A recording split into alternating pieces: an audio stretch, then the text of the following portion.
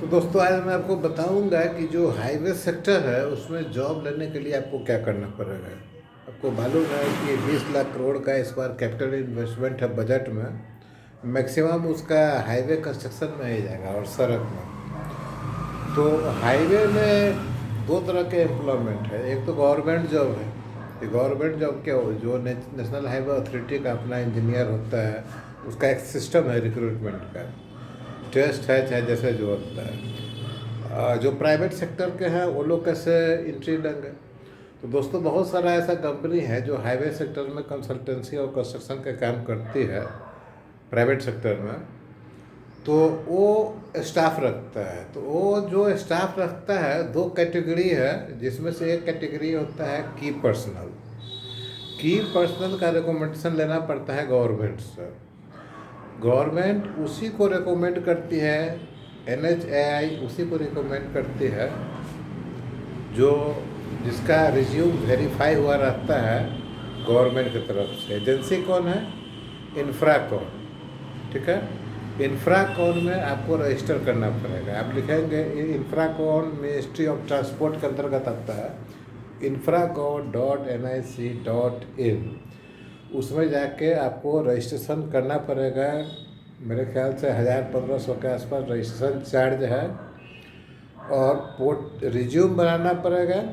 Resume के अनुसार उसमें उसके पोर्टल में भी जो रिज्यूम है डिजिटल फॉर्म, उसमें डाटा डालना पड़ेगा और सबमिट करना पड़ेगा। फिर आगे का प्रक्रिया है।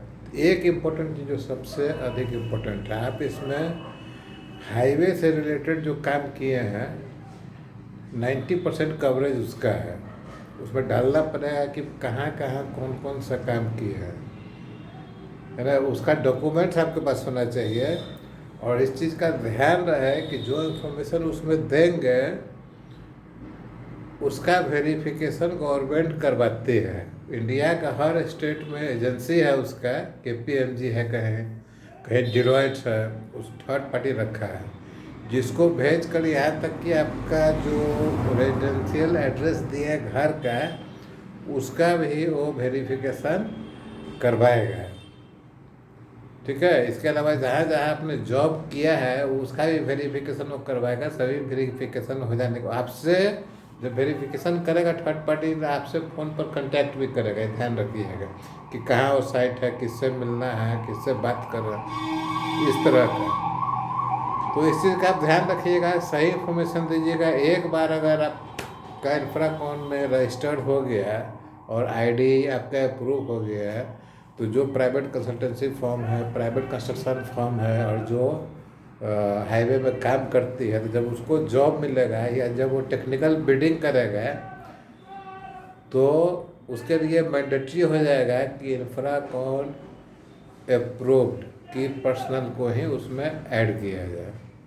तो आप पहले एक्सप्लोर कर लीजिए, अपना CV चेक कर लीजिए, एक्सपीरियंस चेक कर लीजिए और रियल एक्सपीरियंस आपको डालना है, क्योंकि वेरिफिकेशन होता है। तो आज कीजिए इसी को।